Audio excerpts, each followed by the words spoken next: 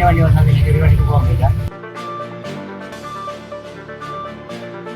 നേരമ്പോക്ക് road ഇരിട്ടിയിലെ പ്രധാനപ്പെട്ട ഒരു റോഡാണ് നേരമ്പോക്ക് റോഡ് എന്ന് പറയുന്നത്.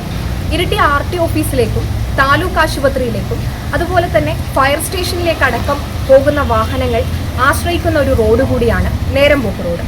ഇവിടെ ഇപ്പോൾ വെറുമൊരു നേരമ്പോക്കല്ല, മറിച്ച് ഒരു നെട്ടോട്ടമാണ് കാണാൻ സാധിക്കുന്നത്.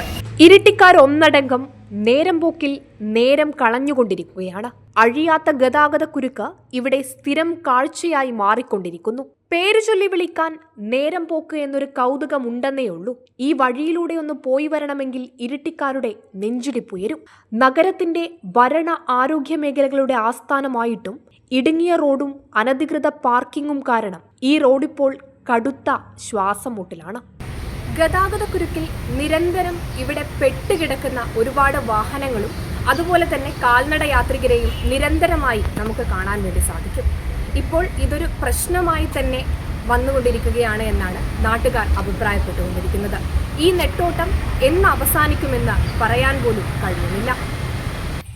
വണ്ടികൾ നിർത്താനുള്ള ഒരു സൗകര്യമില്ല. ഇത് ഓട്ടോറിക്ഷകൾ പ്രത്യേകിച്ച് പാർക്ക് ചെയ്യാനുള്ള കാറുകൾ പ്രത്യേകിച്ച് പാർക്ക് ചെയ്യാനുള്ള ഒരു സൗകര്യം ഇല്ലാത്തതുകൊണ്ടാണ് ഈ റോഡ് സൈഡിലേക്ക് ഇങ്ങനെ ഒരു ബ്ലോക്ക് വരുന്നത് പ്രശ്നം. ഇതുപോലെ കടയുടെ മുമ്പിൽ കൊണ്ടുപോയി നിർത്തിയിട്ടുണ്ട്.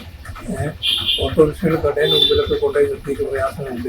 ഇരിട്ടി താലൂക്ക് ആശുപത്രി, RTO office, fire station, treasury office, telephone exchange, Iritty higher secondary school തുടങ്ങിയ സ്ഥലങ്ങളിലേക്ക് എത്തിച്ചേരേണ്ടത് ഈ റോഡിലൂടെയാണ്.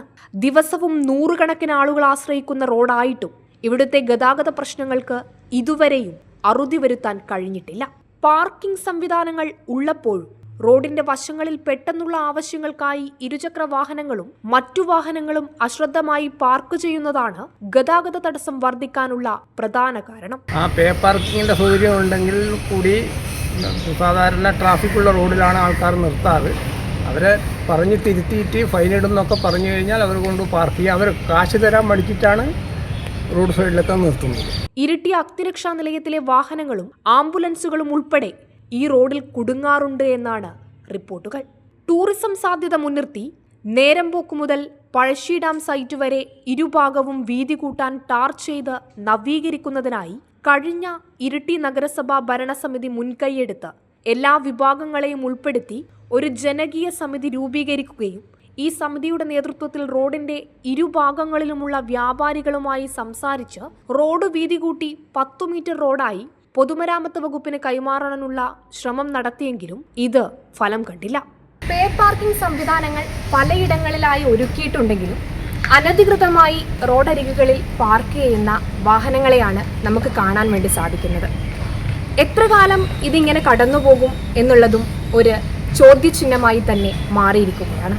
അതുപോലെ തന്നെ ഈ റോഡിന്റെ വീതി കൂട്ടുന്നതടക്കം അധികൃതർ പരിശോധിച്ചതാണെങ്കിലും അതിന്റെ നടപടികൾ എത്രത്തോളമായി എന്ന് പോലും അറിയാത്ത അവസ്ഥയാണ് നിലവിലുള്ളത്.